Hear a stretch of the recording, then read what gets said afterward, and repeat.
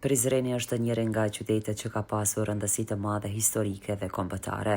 Kjo edhe për faktin se në Prizren u hapën shkollat e para shqipe të Prizrenit, gjuhëtari, historiani dhe arsimtari përkushtuar, Mati Logorici, ndërmori nismën për hapjen e një shkolle në qytetin e Prizrenit, e quajtur ndryshe si Shkolla Shqipe e Djemëve. Në cilësinë e mësuesit, Logorici do të edukonte brezat e rinj në Kosovë, duke dhënë një kontribut të pamohshëm në përparimin e mësimdhënies. E qelur vetëm 2 vite më pas, mësitoria Korqës, Shkolla e Prizrenit, shënoi një hap vendimtar në ecurinë e arsimit në Shqip. 3 vite më pas, në vitin 1892, në Prizren u hap edhe Shkolla Shqipe e Vajzave, gjuhëtari, historiani dhe arsimtari përkushtuar, Mati Logorici, i cili ndërmori nismën për hapjen e një shkolle në qytetin e Prizrenit, e quajtur ndryshe si Shkolla Shqipe e Djemëve.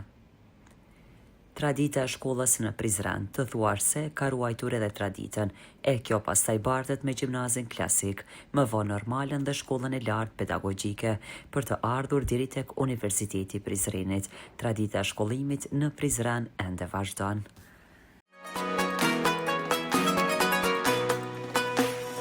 Liri, me ju në çdo iftar.